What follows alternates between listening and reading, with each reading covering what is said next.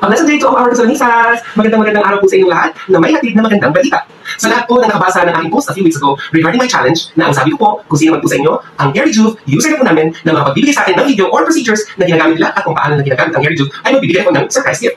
At may mga sumunod po sa challenge. We have 11 chosen winners for our Post That Hair Rejuve challenge. And eto na, sa mga akalang joke-joke lang po ito, totoo po ito. I have chosen 11 winners for this challenge which I posted a few weeks ago. Ruel Cortez, congratulations!